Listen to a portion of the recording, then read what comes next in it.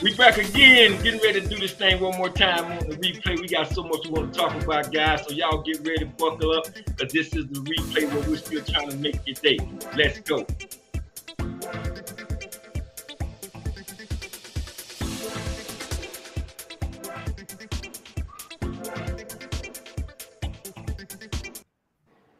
Good evening once again. Welcome to another edition of the replay. I'm your host, Jabril, the real deal, Jabril, where we're trying to still make your day. And joining me to the stage is none other than my brothers, my co-hosts, my hitters, Mr. Daryl Alexander the Great.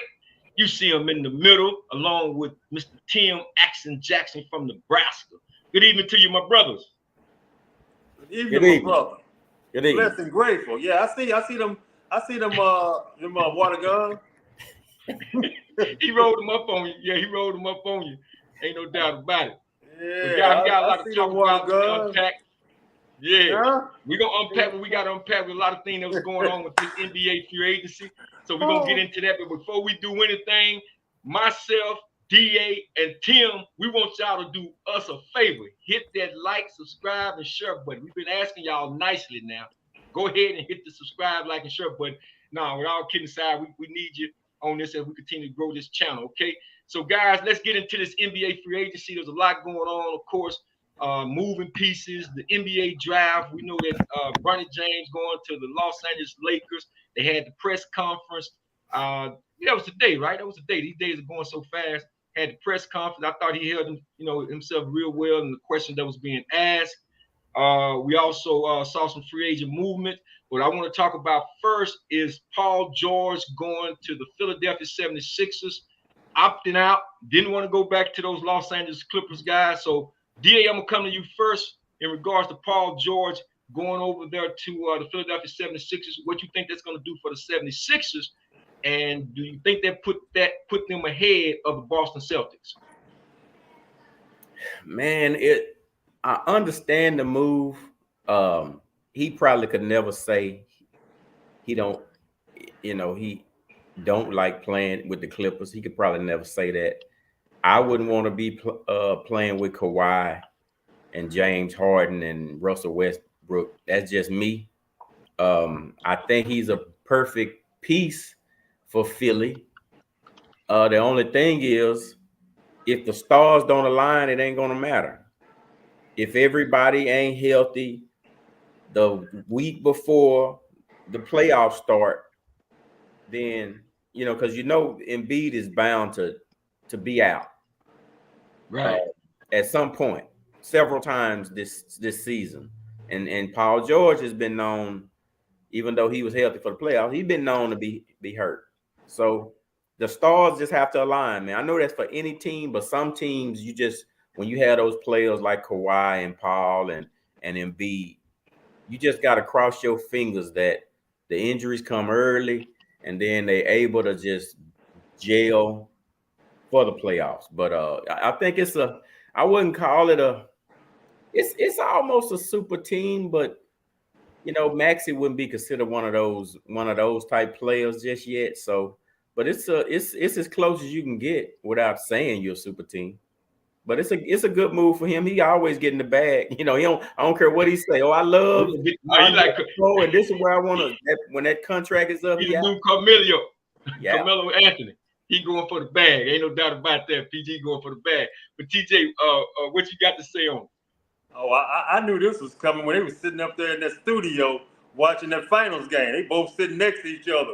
Man, they already was playing it. It's like, okay, this is like Dwayne Wade and LeBron talk. You know what I'm saying? They're making plans what they want to do in the future. This move is a really nice one for it if, like DA said, if they can stay healthy, So that's the biggest part, because Joel Embiid is a matchup problem in today's game. Yeah, he's a matchup problem. Just simple as that. He can shoot from outside. He can post up anybody going on, and people who can't guard him, who can guard him down low, can't guard him on the outside. You know what I'm saying? So he's a whole matchup problem. And with Paul George got good vision, can pass the ball really well, and can take over. And Maxey can take over the game too. So with that, they got three guys that actually they can take and get their own shots. That says a lot. It ain't too many times you have three guys, and one is a big, too. So They got the opportunity to do something special, and they got some other players that they actually got join them as well too. They should have a really good team, but the health's gonna be the key. I concur. You're absolutely right. I think if as we already know, Joel Embiid, when he's healthy, he is a matchup nightmare. He's a problem. He's the one that's anchored down that makes the real, Philadelphia 76ers really go. I think Maxey being a young player, man, he got his money, got an extension, so I'm glad to see him get his money. I think they have some other pieces, though. I think they may be because Toby Harris is still there. I don't think he's still there, right? No, he left. He left. Where'd he go? Toby Harris. Tobias Harris. Tobias Harris. Tobias. I think he went to Portland, but I can't remember exactly. I think it's Portland, but I'm not sure. Huh? Yeah, he got a big salary. I don't think that's gonna put him ahead of the Boston Celtics if they gave him up because they're gonna have to definitely go get another. But they got some other guys that they actually had that's pretty good role players. So it's when we really do a dissect on that team, we'll come through. They got a nice team. It's a nice team. Okay, well, I again, I like the move for them as far as their backcourt. I mean, he can, he can play the 2, play the 3, small forward, of course. He do provide a little bit more prolific scoring to help out Max a little bit. And again, the whole key is going to be if can Joel Embiid stay healthy. So, but let's turn the page a little bit, man, because I got to talk about our Dallas Mavericks, man. I got to talk about the Mavericks' new big 3. And unless you've been under a rock somewhere, we know we saw the end of a dynasty or dynasty, as they like to say, come to an end with the Golden State Warriors. The Dallas Mavericks, they outbid the Los Angeles Lakers. TJ, I'm going to come to you on this one. Did you foresee, because I'm going to tell you right now, I didn't. But did you foresee Klay Thompson coming to the Dallas Mavericks, or at least the Dallas Mavericks outbidding the Los Angeles Lakers? I didn't see him outbidding. It was coming down to some things, but I had a feeling that actually they was going to pull it off. Something about, Harris, Cole Harris, Nico be doing his thing. Yeah. He be doing his thing. But I'll say this, man. Nico. Klay Thompson's trash. Wait, you saying Klay trash? Klay Thompson's trash, man. Why? No, you got to explain that one, man. He can't play no more. He can't play no more. What you call him? Fat boy. He dribble too much. Kyrie can't come in the clutch no more. Who else we got? You got Quentin Grimes. He got injured last year. The new guy that came over, he's not that athletic. Who else we got? Whatever dude that y'all don't like. He don't. The one with the shoulder hurt. He can't. He can't shoot when the shoulder hurt. Cleveland? All he can do is play. Yeah, Cleveland. He trash. Dallas gonna be pathetic. I said all that. That's all the little rhetoric that everybody. I don't believe that, DA. I'm looking at. He just talking. I don't believe that. I'm waiting on something. I'm waiting on something too. I don't believe that. The thing that everybody get lost in the series. This is why I think this is special. Everybody keeps thinking about Dallas defense. They talking about whether Dallas like a lot of defense, right? They replaced all of it. Grimes is really good on defense. The guy they got from New Orleans good on defense as well too. Yeah. Okay. And Klay is good team defense right now. He ain't got that lockdown no more. But the key to this is that Dallas lost because they was missing their 3-pointers. Man, if you take away that one game, they was hitting shots. The rest of the series they was shooting below 300. Below 300. So what we always know that when you hitting shots, people play defense better. And also that means that the other team don't get a chance to fast break. You miss 3-pointers, the other team coming back down doing fast break. They got easy shots on you. So best defense is usually offense. So if you have a good offense, and Dallas' offense was pathetic in the finals compared to what they usually do. Right. See, people all caught up, where they gonna be able to play defense? No, the missing part was they was missing those 3-pointers. Now they got Klay hitting those 3-pointers, and next year your boy gonna be out there, the rookie gonna be out there on the corner hitting threes. Talking about Melvin Ajinka? Huh? Talking about Melvin Ajinka? Not Melvin Ajinka. I'm talking about a center, Lively. Oh yeah, Lively. I think they got it. Yeah, I think he could definitely expand his game. But DA, before I come to you right quick, let's take a look at the old Klay Thompson and last season. Show this quick little video right quick. Just like that, Klay Thompson is no longer a Golden State Warrior, but a new Dallas Maverick. Klay Thompson is on his way to the Dallas Mavericks, I'm told, a 3-year, $50 million deal. It's officially the end of this legendary trio that was on top of the NBA for quite some time, and we're about to see Klay in another team's jersey for the first time in his career. And a lot of people are debating if the Warriors actually disrespected Klay or if Klay was just being unreasonable. In my opinion, Klay just handled this situation poorly. The Warriors had stuck by him over these tough several years. He went through an ACL injury in the 2019 finals. Thompson running the floor, and a foul. And Thompson grabs his left knee,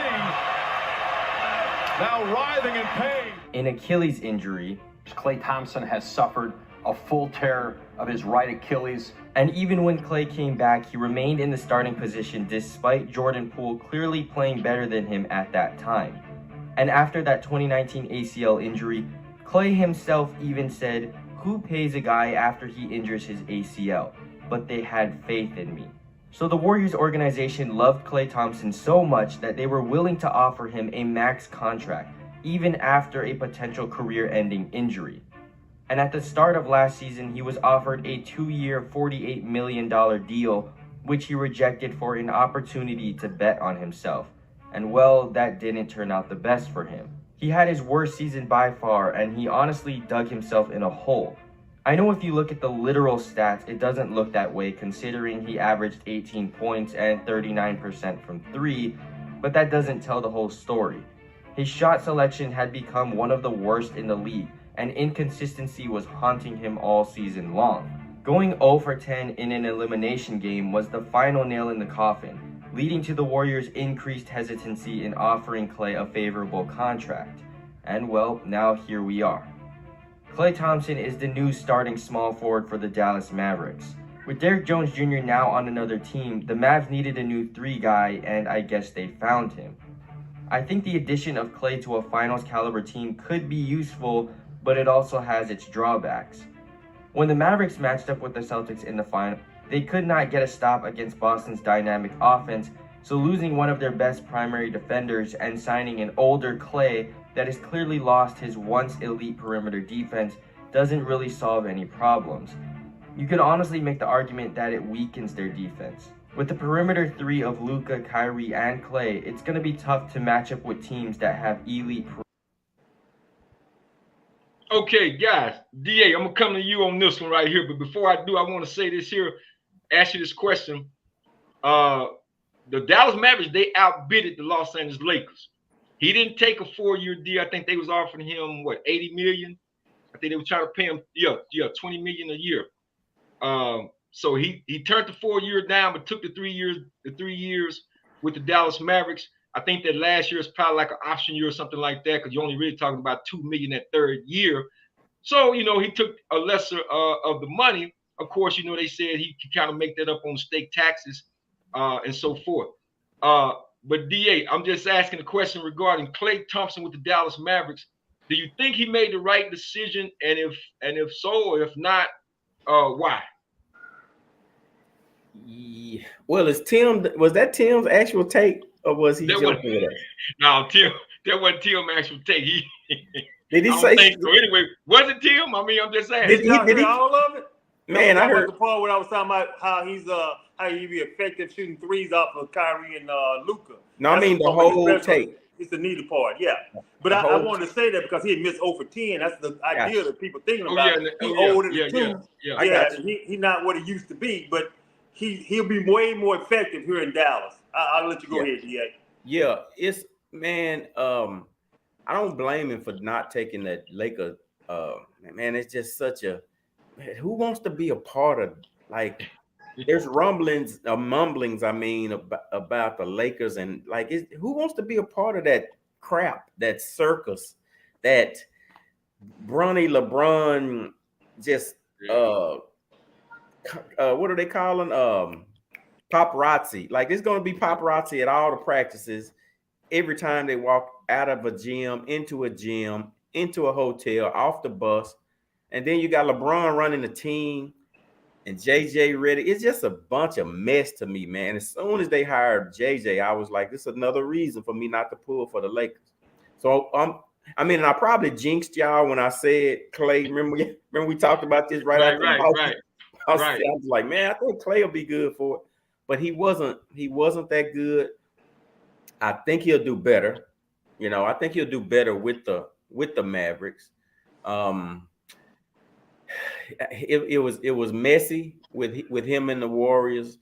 I hate it went down like that, but man, these guys got to realize it's a business. Like, somebody need to be coaching you every year, saying, "Don't you fall in love with this organization. You fall in love with your game and your family and your friends, but don't fall in love with this organization, because as soon as and they did right by him, but as soon as something happened and you have to be traded or they don't give you what you want, you can't get in your feelings. That's just what it is. Everybody goes through that. So I think Clay will be a decent addition. He's not checking all the boxes that the Mavericks need right now, but he'll light up. He'll make it exciting. He'll be worth getting a ticket to go see him. Well, I certainly think that his scoring in the corner, depending on what they're asking him to do, but you got to be honest on defense, where they was able to kind of switch a whole lot and was doing certain things to kind of try to speed Luka up or get the ball out of his hand. I think with Clay sitting over in the corner where they was missing those shots, PJ Washington them and Derrick Jones them, I think you still got to be honest. I think Clay is going to come in with the Mavericks and have a lot to prove. This is just my personal opinion. I think he's going to have a lot to prove, because I think, if you was a Golden State Warriors fan, I mean, literally was a fan, was living in the Bay Area, and you saw all of, when they was young and they was coming together, man, and Draymond Green and Steph Curry and them, those are the golden years. So I can only kind of sympathize a little bit with the Golden State Warriors fans by, an end of an era. That's what I'm trying to say, an end of an era for Clay to move on. But then when you look at it, it's like, okay, well, all good things do come to an end. So maybe he's saying, because there's been reports that, he was like, nah, it wasn't about the money. It was like a clear decision that Clay was conscious about. Was like, nah. He was talking to Luka at one time. He wanted to actually come play with Luka and Kyrie, and it was reports that he saw the way the Mavericks, what they was missing. He was looking at a Mavericks young team being in the finals for the first time. Of course, we know the only champion they had on there was Kyrie Irving, but he was looking at it overall like, where's redemption in all of this? And if I can redeem my career and beat all the naysayers that said, I'm washed up, or I went 0 for 10, like TJ mentioned earlier, in the last game they was playing. If I can rewrite that wrong and show them I still got something left in the tank, because they was talking about him being 34 and Paul George being 34, but when you look at the bags, those two, obviously, PG, he get a max deal. So I think he gonna come in with a little something to prove to a lot of people, man. Because again, TJ, I'm right with you. Nico Harris, man, I kept saying that he's not done. He's not done. I say to pick up the guy, Najee, like you say, Quentin from Detroit, who's a hometown boy from the Houston, Texas area, and I got to put this up real quick, because y'all heard me say this too, man. I think y'all probably heard it like me too. There's some rumor rumbling right now. They might bring back Dennis Smith Jr. That don't really move the needle with me. But y'all know who I want, man. I got to put him up there, man. Y'all know that's who I want to come back off the bench, man. That's who I want off the bench. Spencer Dinwiddie. I want Spencer Dinwiddie. As I said, rumors. Mavericks interested in underrated move to bring back fan favorite. So I just want another guy. If I can keep somebody like Clay in the lineup and bring Dinwiddie off the bench to get a bucket, he can get his own shot. Hey man, I think not only can we get back to the finals, but we can actually win it. Because when I'm looking at the West right now, you all tell me, who do y'all think actually won in the West? Not in the entire NBA free agency, but who do you think really upgraded they squad over in the West? TJ, I'll come to you first. Well, I look at shoot, man, the East is one who did something, but Minnesota draft pick, but that he got to ripen, he got to learn. So that point guard they got, that's going to help them long term, but he still be a backup next year anyway. So Dallas really the one who made the best move for what I feel like most effective situation because Klay Thompson reminds me of two people. Okay, first of all, he replacing Tim Hardaway Jr., so that's already a better replacement. That's who he replaces. His skill level is similar to Tim Hardaway Jr., except somebody who's more clutch, right, more consistent, okay, and plays better defense. He plays better defense than Tim Hardaway Jr. Absolutely. He got championship pedigree, Yeah. So the other person, though, these are two people. Peja Stojakovic, who played in Dallas, who was hitting them shots, big-time shots this season. He's the healthier version of Peja when Peja came in and they helped win the championship in 2011. Right? Sure. Peja was hitting them threes like crazy on effective games, except he couldn't play out it. He wasn't consistent because he was hurt sometimes, too. We expect Klay to be healthy so he can be consistently doing that. And so that's another good difference. So I expect him to be really effective in his role of playing, and plus his team defense and understanding how defense works really well. Because another veteran that can communicate their defense with our young rookie Lively, telling everybody where to go. Yeah, well, DA, what you think? Who had the better of the free agency? Well, you probably can just say he's in the entire NBA, but definitely in the West. I think the Mavs move is a decent move, but I think an underrated trade is gonna be that Haverstein to OKC. That's gonna be a sneaky little notch up. He ain't Showtime. Don't get me wrong, but he play hard. He's a little different. He don't play like a Euro. He play hard. He can block your shot. He got a little swag. He ain't like the Euro boys. So that's a little notch up for me. I think that's gonna be my team next year, man. OKC. Kyrie. We don't keep it going back and forth now. Kyrie, man, and OKC, man. That's my squad next year. Kyrie. But let me ask you, let me put this up right quick, and y'all tell me what's out there that's left, because they still got a mid-level exception, I think like $4 million that they can still offer the Dallas Mavericks. But out of that list right there, if you can see that list that's up on the screen, I want to know from you guys. Did you write this? I didn't write it. I just. No, let me see who wrote that. That's why I see Dinwiddie at the top. I'm like, you must have typed this in. Actually, no, that's DS. They got Dennis Smith Jr. Then they got Spencer Dinwiddie. They got his name in abbreviation. DSA, yeah. But you got Markelle Fultz out there, Lonnie Walker, Teron Prince, Kyle Anderson, Sadiq Bey, Reggie Bullock. Y'all want to see Dreads back? I don't think Reggie no. Alec Burks, Robert Covington, Chris Dunn, who used to be to Miami Heat, I think in the Lakers too, and Gary Harris. So out of that list right there, who would you like to see off that list, DA? Man, all of those. I mean, Spencer Dinwiddie looks good, but do you want to go backwards? Do you want to go back? But look what happened when they brought Jason Kidd back. We got to wind up getting a chip out of that. Yeah. I guess he's the best one. I guess on that list. What you think, TJ? Spencer didn't want to come back. He had a chance to come back to Dallas, and he decided to go to the Lakers, and that didn't go too well for him. So exactly. Everybody may not want him back now that he passed him up. That's the whole key. Do the team want him back? I'm not even worried about Spencer. I think he'll do well here. And is he willing to take the role? His role is going to be smaller than if he came back last year. If he came back last year, he would have had a bigger role. But his role may be smaller if he come back this year. But you know what? He'd outplay our boy from Utah. He outplay him. So I think he get his role back. I love to have him back, man. I ain't gonna even lie to you guys. I love to have him back just simply because he understands what we're trying to do. He started, but then he came off the bench for the Mavericks too. But just to have another score, because it's a long season. Play is 34, so just to have another score, man, I love to have him. I cannot lie. I love to have him. But guys, let's segue right quick, man, because we got to cover and talk about this B.E.T. thing last night, and we're gonna get to some of the highlights of the B.E.T. Awards. and we're gonna talk about that, man, because there was a lot that was being said about the B.E.T. Awards. Here we go, guys. The 24th B.E.T. Awards, turning up for a night of legendary performances at the Peacock Theater. Will Smith making a musical comeback, singing on the B.E.T. stage for the first time, debuting his new single, You Can Make It. And every storm runs out of rain. Hold on. Culture's Biggest Night, hosted by Taraji P. Henson, who put her own spin on Kendrick Lamar's chart-topping hit, Not Like Us.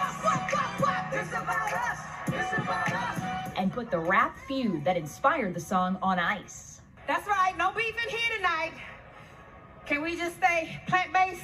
Can you be the peacemaker between Kendrick Lamar and Drake? I think they're cool. They're grown big boys and, love wins all the time. The show, a genre-spanning spectacle. Megan Thee Stallion setting the stage on fire to kick it off. Everybody wanna kick it when you ain't a threat. Rising star Shabuzi Can we turn the stage into a honky tonk tonight? with a surprise crossover collab on his hit, A Bar Song. Everybody in the club get tipsy. I say everybody in the bar get tipsy. Can you give our girl Hoda Toppi a shout out? Your song is her pick for Song of the Summer. Oh, the copy, man. Shout out you. You got good taste. The celebration of hip hop, sharing the spotlight with country music. I'm a buckle buddy. What has been the best part about this intersection of country music and hip hop that we've seen this year?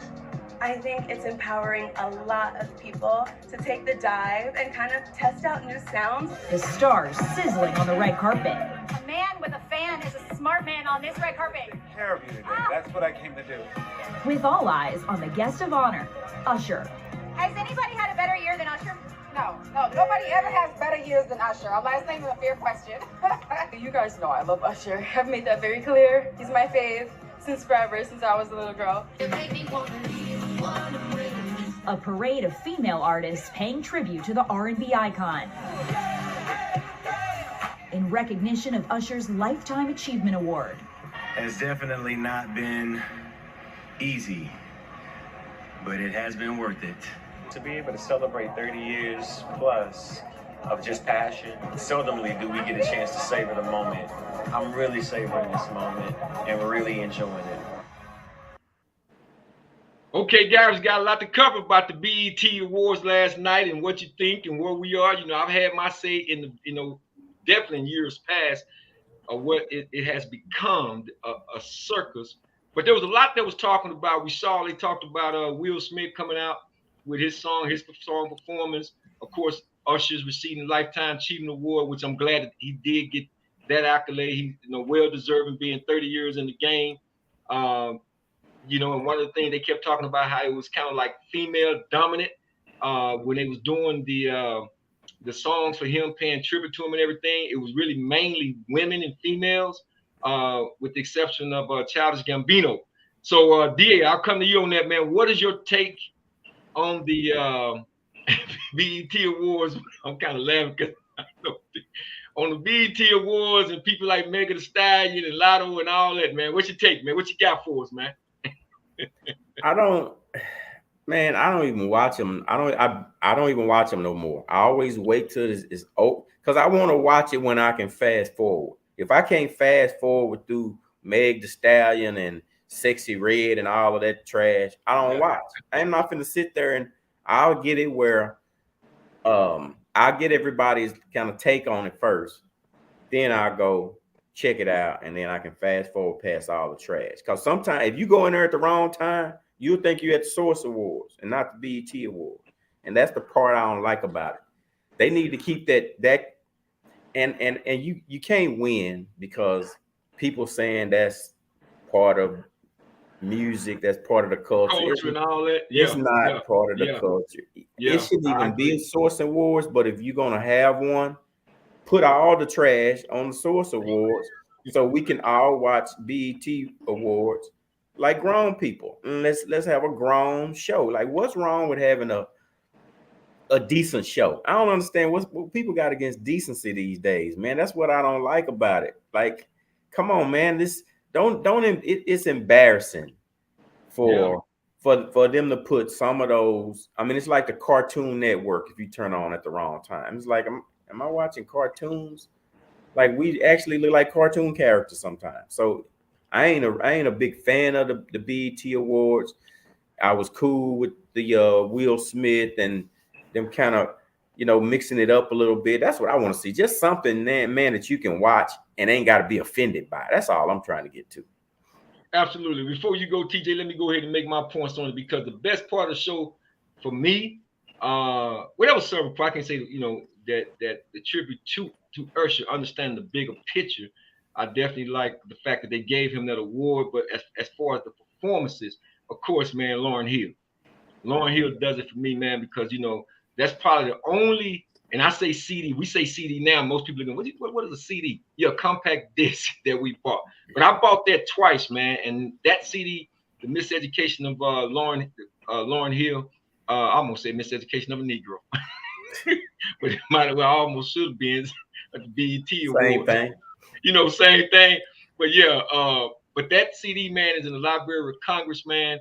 Because it's one of those CDs, man. It's kind of like Marvin Gaye's, to me, What's Going On in the 70s.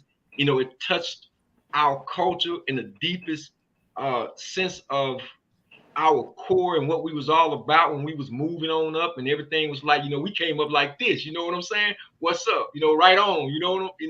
And when Lauryn Hill came out with that album, that CD, it was just one of those type of, like when they say music mark times. So to see her perform, the other night, man, I was really moved by that. And then, of course, reuniting with Wycliffe from the Fugees. But, after that, I'm kind of like you, DA. I've been talking about this for a minute, man. It's like we still don't get it, especially with the younger generation. We still just don't get about how we lose substance. We would take, like they say, sometimes you take quantity over quality. That's exactly what we've been doing, taking quantity over quality. And I'm saying, where's the substance in the BET Awards now? Right. Because it's like, just let it hang all out. Just show everything. And nobody is sitting there judging this. And BET used to stand for something when Robert Johnson had it. Because you notice they don't even do Black Girl Rock anymore. They just took that off the shelf. So now you got the younger generation coming up, man, and they got to kick their legs and turn around and just do all this gyration, man. And you don't even know where is the talent. Let me see the talent.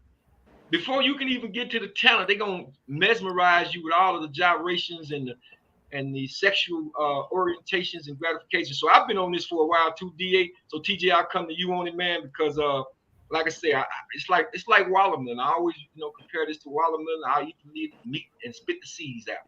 So I spit out what I like. I consume what I like, and I spit out what I don't like. So that's just my take on it. But TJ, my whole thing is, who's the target audience? Who is it? Ain't us, because I see tricks, pimps, and that tool to use in the yard. Right. That's the target audience, because that's actually what they're appealing to. They said, hey, we're gonna give you all this entertainment, all this lustful temptation like entertainment, where people gyrating, like you said, and all these, but we're gonna throw some other stuff in there, with it too. We're gonna put the Will Smith song in, Redemption like song for him, right? We'll put the Redemption song for him, even though he didn't have his that good cadence that he can have sometimes.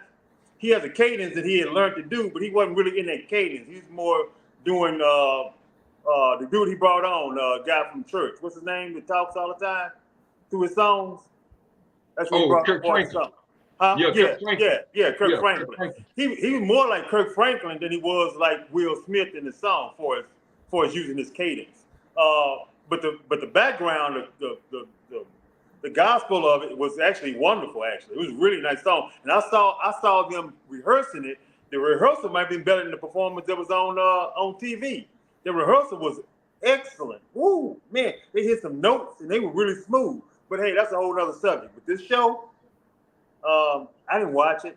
I saw the highlights of it, and like you said, DA, I'm so glad we can rewind stuff when we want to, or go watch it later, because ain't no way I'm gonna sit through that sound. It kind of reminds me of watching,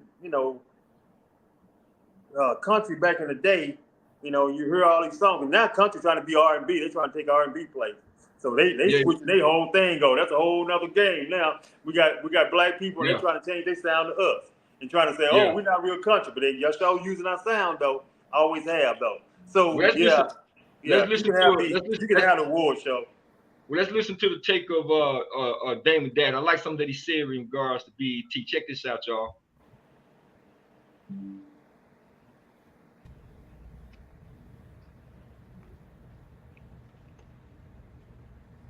Like this thing with B.E.T. It's crazy because B.E.T. is not owned by nobody black, but everybody black that works there. Should they feel like the sellout?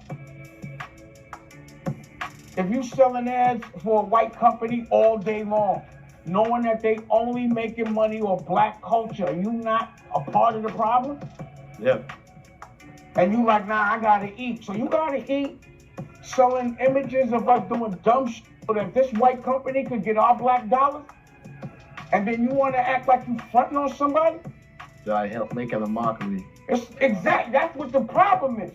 Black people that work for these white companies that are selling black shit, you need to have some accountability. You are the problem. Yeah. Like, yo, how much you act like I'm working for black people and something B.E.T. and you not black? I'm bringing y'all our money. Yeah. And then you ain't gonna help nobody black. Man, I'm gonna tell you, one of the reasons why I've always liked Dane, man. Dane was always about say, man, do what's right, get to the paper, man, and pay me my people. You know, I think his entrepreneurship and what he strives for is black ownership. I think is so key in this day and time, this modern day and time of economics, and that's what he's always talking about. So, DA, I'll come to you in regards to the statement that he was talking about as far as how they're just, vulture cultures or whatever, however you use the word, taken from our community, making themselves millionaires and billionaires, and just giving us breadcrumbs. So go ahead, DA. Yeah, that's pretty much the theme. Like, not just BET, but the entire record industry. We can only go so far in the record industry, and we talk about it on this show all the time, how you can degrade us like 100-fold, and you can't say one word negatively about certain groups. Yeah. And it just makes no sense. But man, it's all when everybody's just out for money and fame. You don't have any morals. It's not, nobody's teaching character. We still do exactly what they want us to do because of the money. Everybody's just the whole social media, the whole era is so disheartening, and it can exhaust you mentally just every day. Like sometimes I have to say, I need to go on social media to do this, but in the process, you scroll a little bit. And it's just like, man, this is so depressing. I need to be on social media for things, but I really wish I didn't have to. So I really wish there was another way I could get my message out without having, because I know I can reach thousands with one little post, but the junk, the junk out there, and you kind of want to know what's going on. But it's so disheartening that we don't get it, and the bad part about it, and I'll wrap it up, is it ain't even the kids that don't get it no more. Now there's another generation above the kids who are adults, functioning adults, who don't get it. Like they buy into it, and that's where the kids are getting it from. So it's like, what do we do? Like, it ain't just kids now. It's about to be 3 generations of this crap. So wow. TJ, there's a message being sent. A message. It ain't new. It ain't a new message. It's an old message. It's been sent many times. It's the same form. Sexuality trumps morality. I'm gonna say it again. Sexuality trumps morality in entertainment. And so all the entertainment industry want to actually get you more dollars is the more sexual you are. They show it everywhere. The more sex you show, the more money comes in. So they want everybody eventually to be dealing with some kind of sexuality, and everybody actually caters to that on the most part. And there's a few actors, there's a few entertainers few singers that actually stay in their morality when they do things, like Sade, for an example. Okay, woo, Sade, sexy, all that kind of stuff. Totally, ain't showing nothing. Just being a lady, right? Classic. Yeah. Just exactly classic. It's so many, and you would hope that would be the message sent. That's not the one sent. Think about the whole show. That whole show is about sexuality, being in the twerking, the tweeting, the whatever they call it, whatever the new one they got going on, the dropping, the popping, everything is going on with that, and less clothes as possible. And even the songs say it. The songs even say it. And the songs telling you, they just overt with it now. They ain't latent. It ain't like casually said. No, they tell you exactly what it is, and exactly what they want, exactly what they're gonna do, exactly how they're gonna do it. And then so funny about it. Even back in the day, of course, we had our minstrel shows, and we also had shows where women actually clad with less clothes, and the less clothes, Okay, T got froze up on us again. I'll take him down. He'll come back to us. Yeah, but I know he's about to say in a little bit when they done stripped us down. Basically, when they talk about the least common denominator, they done stripped us down morally, spiritually, just physically, our mindset, and to the point to where we just don't care anymore. We just don't care anymore. And I think, sometimes I look up and I say, it's like somebody's sitting somewhere in a booth, looking down at everybody else, and they got these strings, especially on our community. Yeah. And I don't understand a lot of these so-called stars. They have children. You know what I mean? They have daughters. And so when you talk about this thing continuing, and I'm talking about, I had to pause for a minute, a second, when you said that, like, for the next 3 decades. If you stand for the next 30 years, it's one of those deals where, wow, this thing is really is based on retardation. Yeah. And when you have a retarded society, man, you're gonna look at, the society as a whole, and it's gonna be evident. And you want to know why America is not ranked in the high echelon of the academics around the world? Yeah, that's why. Our focus is always on the wrong thing, man. That's why I say it's scary, because it's a lot of times it's not a case of the parents don't support so and so, or the parents don't endorse so and so, but the kids do it anyway. It's gotten to now where that might have been the last generation, but now it's parents are cool with it. The parents endorse it. You look on your timeline, you'll see.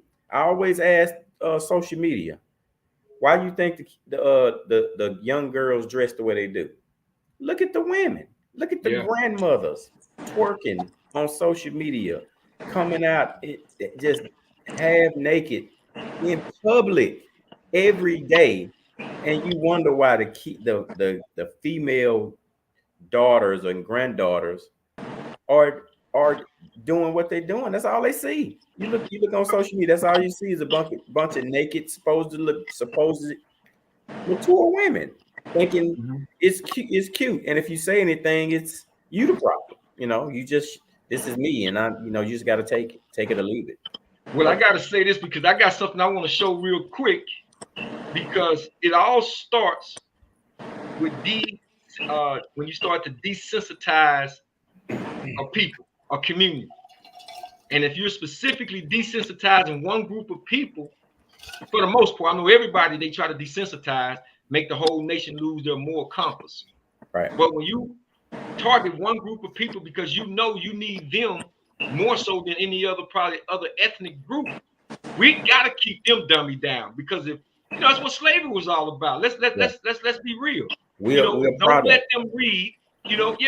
Don't let them read. Don't give them no books. If you catch them reading, give them whips or kill them or hang them, whatever the case may be.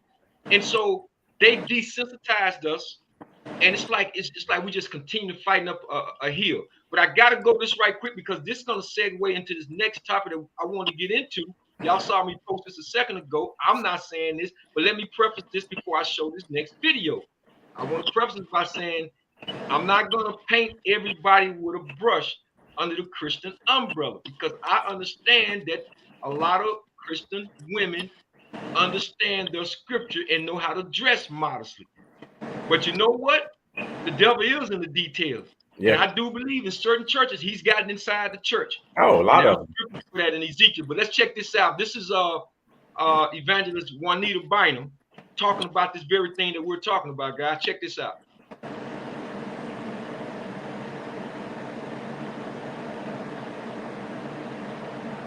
Because you think you're cute. I get so sick and tired of going up and down my Facebook line. And I'm going to tell you right now, when I see pictures like that, I'm going to delete you as my friend. I'm going to block you. For some reason, the women of God in this hour don't want to put on clothes. And I don't know why.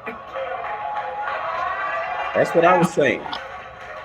You Christians, you have so-called Christian celebrities that look like this. You have some first lady in churches, pastor wives. You look like this. You let your children look like this. You let many of the mothers in the church look like this. You go to so-called Christian concerts, and the women look like this.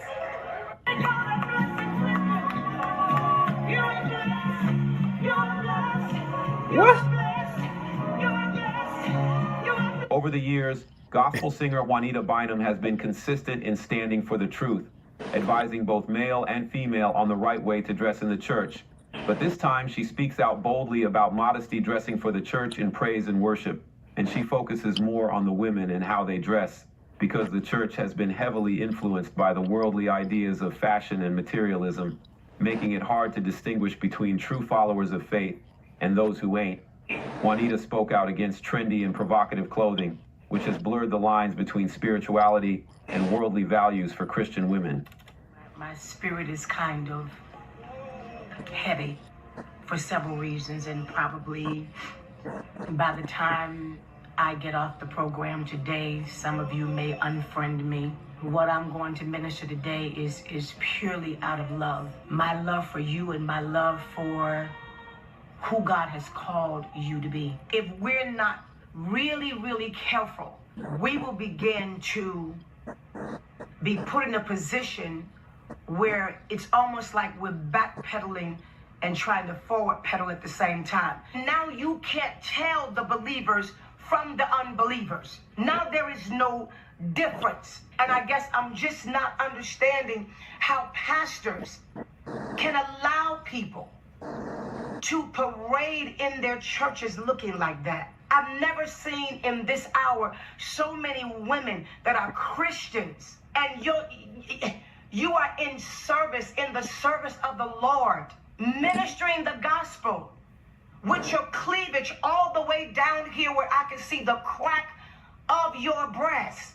Something has gone wrong. Oh, I know the Bible said we come into the body of Christ as babes. I know we use the terminology, people, that we ought to come as we are. But why is it that we're coming as we are, but we're staying as we are? That skirts are so tight and so short until half of your thighs are out, and you're ministering. And I can't even get to the concept of somebody preaching and leading praise and worship with no stockings on, with thongy, stringy shoes on, and your legs all greased up. What kind of message are you trying to send us? Because to me, that looked like somebody that's got a whole spirit that ain't purged out in God, and any minute you can just go over in a corner to a deacon and just raise your dress up and hit it right there in the corner, because you don't even have drawers on. You got on thongs and some greasy legs. No way. Look here. I can't even lie, man. When she said whole spirit, now I said spiritual, but she said a whole spirit. I almost Jezebel spirit. Because you know they use these terms, man, Jezebel and that spirit and that, you know, that undiscerning spirit, man, where you're not even trying to discern, you just don't care anymore. That's basically what it talks about. Where she said you can't even identify the believers from the unbelievers. Yeah. So if you was gonna come in with an indictment to arrest all, and you said, well, we gonna only arrest the unbelievers based on their dress You'd code. be like, where do we start? It's like you have an empty church. Yeah, where do we start? You have an empty church. Who's who? You know, and this is one of the things that we're talking about is for desensitization and getting people immorally imprisoned because they don't care anymore, because you said you show this so many times over and over and over again. That's how you start desensitizing people, just like running it back. You know, I seen this movie before, I seen this story before, I heard this story before, and then slowly but surely, it's not even in your conscious thinking anymore. It's in the back of your subconscious thinking, and then eventually it goes away from you. You just throw your hand up and say, you know what? Let them people do what they do. I do what I do, and they do what they do. And I always tell people, what's one of my favorite saying, TJ? In order for evil to prevail, good people do nothing. And those who are so-called self-righteous, God gonna start with us first, because He's gonna ask the question, what did you do? See, that's why I just discharge my duty. You know, like it or not, I'm gonna discharge my duty. I know good Christians. I know those who are preserved. I know those who are conscious of their scripture, those who try to protect their modesty, those who try to walk, you know, in the body of Christ, whatever language you use. I know we interfaith for years. You know, we used to interfaith for years. So when I see individuals, man, that's trying to, what I call, hijack the scriptures based on your own feelings, you know what I'm saying? Truth cares nothing about your feelings. So you're gonna tell me you're the best representative of Christianity? I don't think so. And I would say, and that'll be across the board for anybody, whether if you was Muslim, whether if you was Jewish, whether if you was Buddhist, whoever the case may be. You don't best represent that scripture. Because I guarantee you, because again, I used to be Baptist, I had to go to church. Wasn't no doubt about it in my household, from Genesis all the way to Revelation. And I guarantee you, I can show you where you have no support. In fact, if you follow an example of Mary and the women like Mary, they was modest dressers. So what did y'all get off with this spiritual fashionism where you can just go in with this praise worship? I didn't even show the video on praise worship. It was like almost like, really, it was like an exotic dance inside of a strip club. Yeah, if you muted, you wouldn't know. Yeah, you see them with the thongs and a little dress. I'm saying, and the deacon sitting there right on the front row. They got a front row, full eye view. Men are visual. That's why I say you gotta have some kind of social structure. You gotta have social structure, because I remember growing up in the church, man. I remember saying this as a little boy. I'm telling you, I remember saying this, that I knew sitting on the front row with the deacon, a friend of mine named Carla, man, Carla Shelton. She reminded me of this. She said, when you were a little boy, I remember you used to be up on the front row. You wouldn't run around with the rest of the kids like us. I said, because I always had this purpose. I always knew I was only there to worship, you know, God, as far as how I was taught growing up. So I wasn't there to look at the woman coming down, you know, late with a tight dress. I just never felt that, you know. But if you're sincerely there, men are visual creatures. You know, we come on. So this is what I like. People like, you know, Miss Juanita Bynum coming out and speaking to this, directly to this, because I think that we've made it just too comfortable, you know, in God's house as well as in society. So, you know, I'm gonna come to you on this one first, TJ, and then D8, you go ahead and give your take on it. You know, I have a question. Who are these women dressing for? Because they tell us all the time they ain't dressing for us. Right. So who are they dressing for? They're definitely not dressing for God. Because if they were dressing for God, they would know the spirit of you is inside of you. The spirit, you are the temple. God, you're the temple. You just represent the temple. You are not the temple. You represent it. The spirit of God is inside of you. 1 Corinthians 3, 16, 20, in that area. Go look it up. And there's many other places in 1 Corinthians as well as Timothy. Let you know that your body is a temple, and to actually show modesty, to be that, to know inside of you who you are. See, it says that you don't have faith in who you are. You don't believe that what you are inside of you, your mind, your spirit, is enough. So you have to display it. You have to put yourself on display, your bodily charms up on display, so other people can actually have value, see value in you, because you don't see value in yourself. We got to start back with the person. So if you're not dressing for men and you ain't dressing for God, who you dressing for? You definitely ain't dressing for yourself, because you ain't helping yourself. You're making yourself an object. So people gonna object you, and then they ridicule you, and they're gonna look at you and you're gonna be mad and say, hey, I gotta be my own person. And see, the whole time you ain't feeling good about yourself. Yep. You gotta feel better about yourself. You gotta value yourself. You don't have to display yourself. You gotta love yourself. Absolutely. DA. It's I know y'all kind of feel some kind of way when I say the train ain't turning around. Like, you might as well just hunker down. It's like a hurricane. It's the train ain't going back. The train is going 100 miles an hour this way, and it's a cliff. It's a cliff up there that we are going over and off that cliff. It's not going to get better. People don't have it. There's not enough people with the guts and the courage to stand up like Juanita Bynum. Like, too many people are afraid to lose followers, afraid to be unfriended, to say what they want to say. It's a lot of us out there, but you just rather not, because you got to deal with it. A lot comes with it. Like, and I go through it a lot too. I ain't gonna say better about it, but I pick and choose my little battles, and I kind of try to expose things where everybody can, without reading it and ready to fight.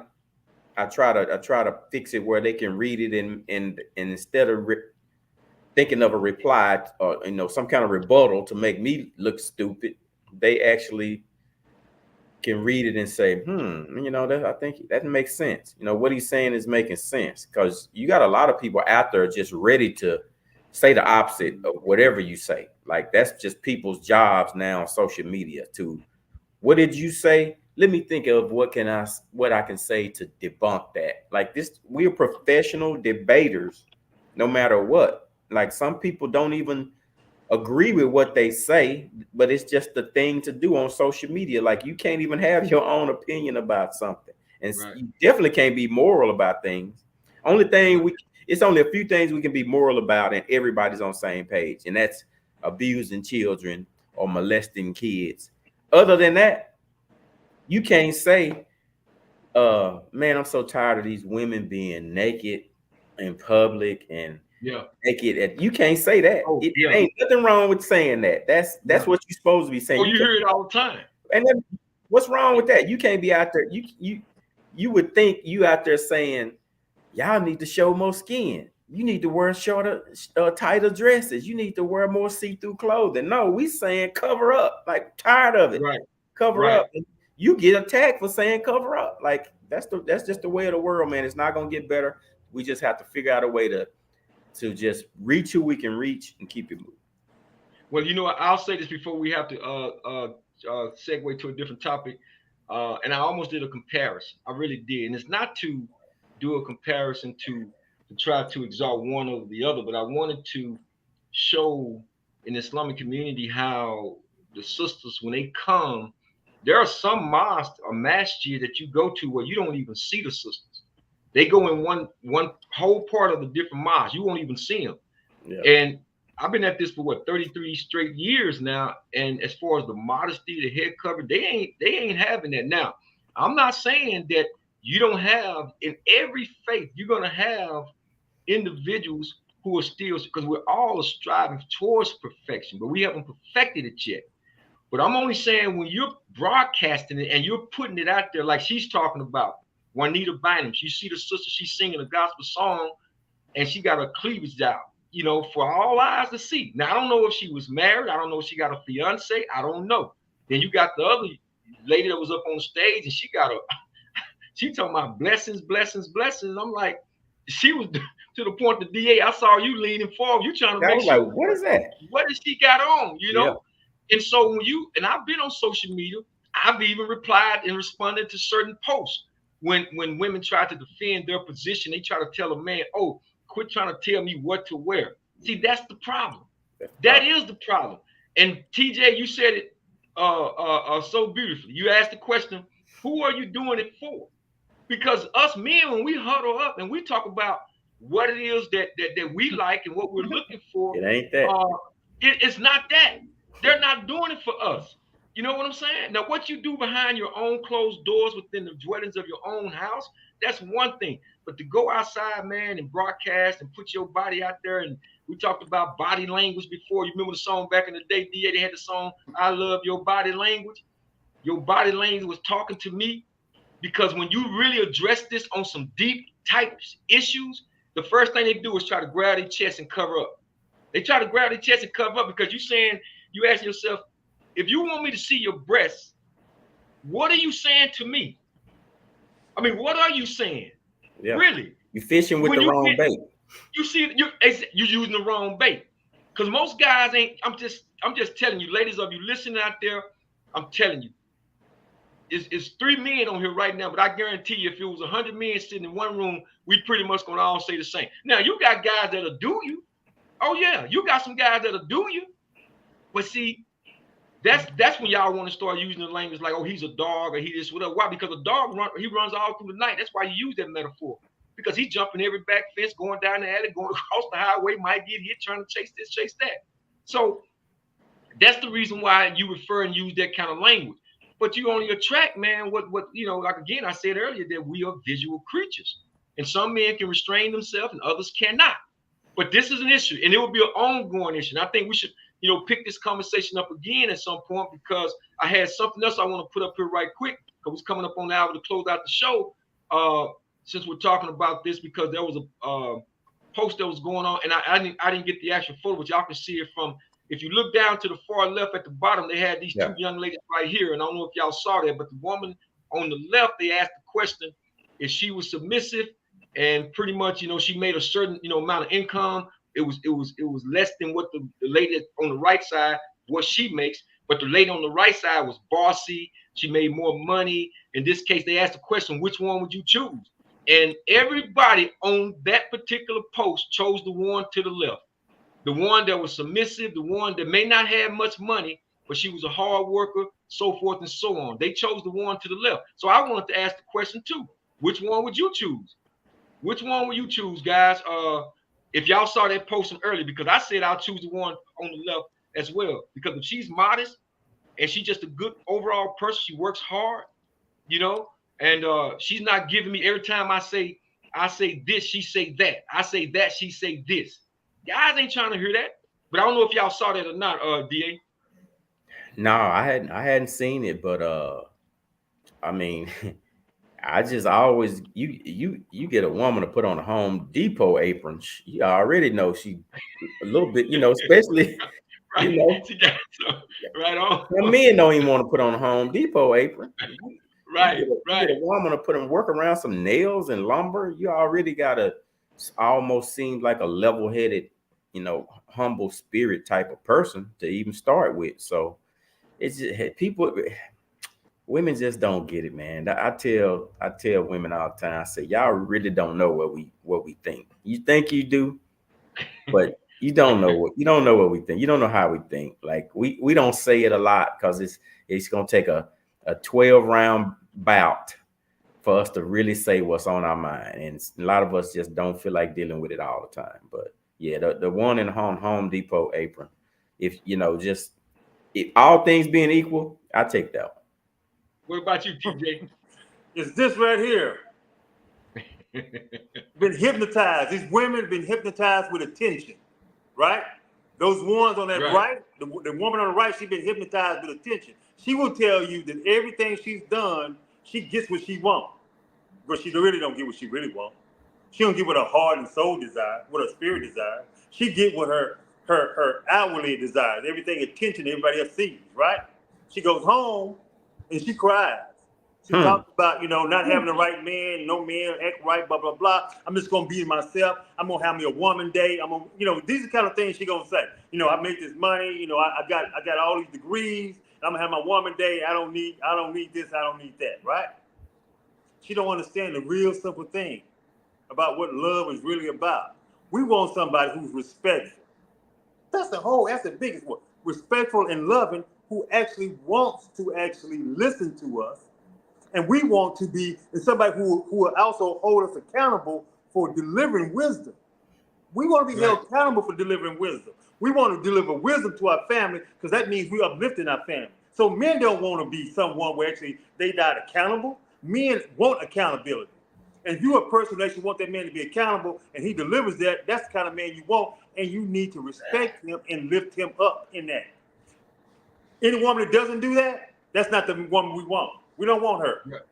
Yeah, and I'll add this little bit to it, TJ. I add this little bit. Also, I think we want, as men, we want a woman who's going to protect our best interests, who's going to have our best interests at heart and in mind. Because I think when you go out there and you just frolicking around and you're showing your ornaments to the world, for all the world to see, you don't respect me. You don't. I don't care what you say. You don't respect me. You're doing it for self gratification for yourself. But that's not my brand. That's not what I promote. That's why guys will get up out of a situation real quick. But guys, we can talk about a lot of this, man. Some of the stuff, look here, I know Thursday is their Independence Day, and I have to say it like that. Amen. Yeah, so, okay, we on the replay. We appreciate for those of y'all off, I know you appreciate the holiday, man, but y'all be safe and everything. But what I want to do, because on Friday, man, we talked about DA does such a wonderful job. We didn't get a chance to. I want to show it again. We showed it, but I wanted him to be able to speak on it too, man. We giving our shout outs, man. But I want to dedicate this particular shout out to DA and what he did, or what they had for Friday and the banquet and everything with the young people. DA, I'm gonna put it up there, man, and you just tell us what this is. Let me see. I hope I got that the video to it. Let me see. But I know those are pictures. Yeah. Can you see that, DA? Yeah. Okay. Yeah. So we want to shout out the banquet, man. Tell the people, man, what this was about on Friday. Hey, man, it was just a blast. I mean, it did way better than I could ever imagine, man. It's we honored the boys. We gave them their awards for the season. It was huge, man. We had Spud Webb, Roy Morton come out, and Spud was in the parking lot before I even got there. Like, he was there before we even started, sitting in his truck, just waiting. And I didn't even, the thing about it was, Jabril, I didn't even remind him. I had told him like a week or two before.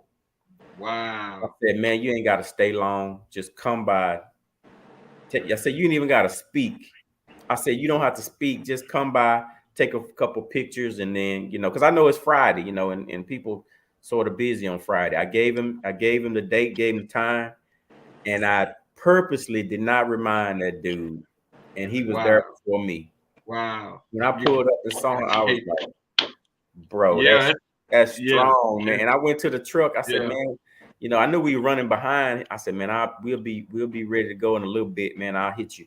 When he said, man, I'm good, man. I was in the area. I said, I might well come on out. He said, I'm on my phone. I'm in, I'm good. So I'm like, okay. So we finally got started.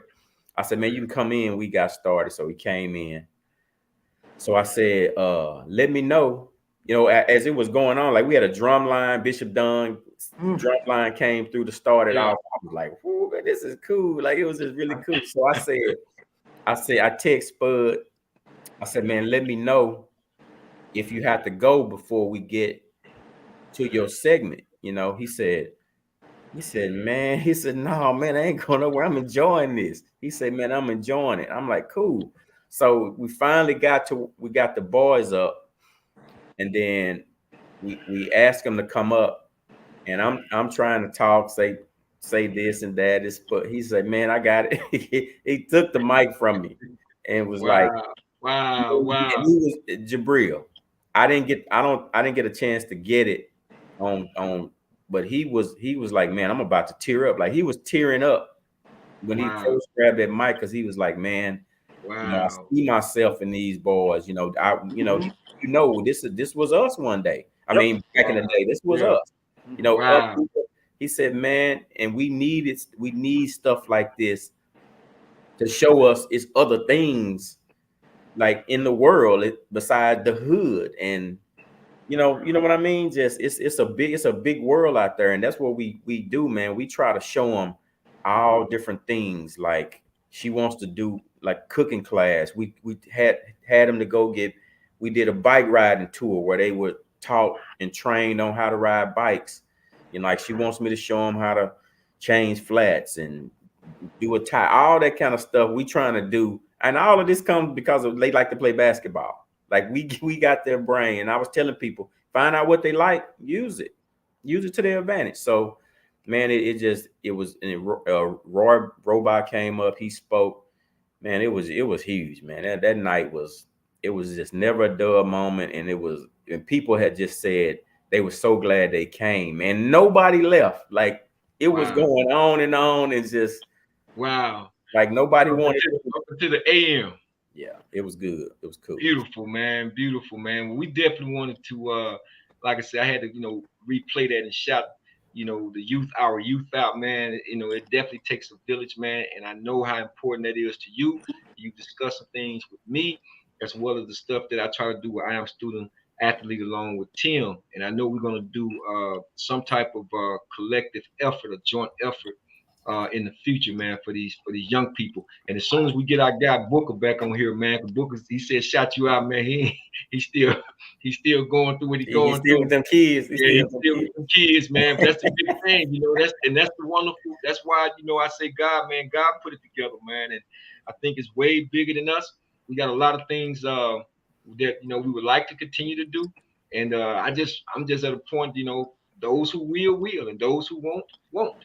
And I can only just control what I can do and try to pour into the young people, man, as much as we can. I was on a call. I won't get into a lot of that. Good friend of mine who lives over in Hawaii, and we're still talking about doing something, hopefully big next year. And we want to be able to have those same kids because, they dual athletes. Some play basketball and football, play football and basketball or baseball or whatever it may be. But the biggest thing is pouring into these kids, man, giving them a brighter future, raising their horizon and allowing them to look out into society, man, and understand what their human destiny is. And if we can do that as men, collectively come together, we can sometimes agree to disagree. But if we can see the bigger picture and recognize that it's bigger than us, shoes, man, a mission accomplished. And, for Spud to be there, man, like I say, again, big shout out to Spud, man, because, for you to even catch him, DA, I mean, because he loved that golf course, man. And sometimes I'm spoken with him, he'll be, where you at? He up in somewhere playing on the golf course. Right. So yeah, man. So again, big shout out to Spud, man. I'm glad he came. Man, I want to say one more quick thing, man. Look, I know people are always like congratulating me and proud of me, and I just want to tell everybody, it is a bunch of brothers out there, good brothers out there doing stuff like y'all and other. They might not get the limelight or the attention sometimes that we get. But man, they out there putting in the work, man. I just wish they all could just be, exposed and talked about. But it's a whole bunch of people out there doing things that we don't see. I just want to put absolutely. So we're gonna shout all those brothers out and sisters too. And sisters. We shout them all out, man. They're still putting in that work and doing what they're supposed to do, discharge their duty and paying it forward. We're gonna shout out our boy too, DA Amo, man, in West Dallas, man. Yes, I got, man. He was around us from DA, and I was growing up, coming up through the Boys and Girls Clubs, man. So big shout out to Amo, man. So guys, that's gonna conclude another episode of the replay where we're trying to make your day. For those of y'all who are still on with us now, or if you're just in the background, we're just listening, please hit the like, subscribe, and the share button for us, please. And we're gonna continue to bring you the best content we possibly can. Again, we got some things coming up. We know football season will be here, soon enough. And I know we can't wait to get to it. We just got a few more weeks. And we'll be talking about this football thing coming up real soon. So again, those of y'all who got plans for this Thursday, make sure you're safe, sound, and be very observant. I want to thank y'all for joining us. This has been the replay where we try to make your day. Again, don't forget to hit the subscribe, like, the share button, and the notification button for us, okay? I want to say peace, love, and always keep God first. Peace. Blessed and grateful. Blessed and grateful.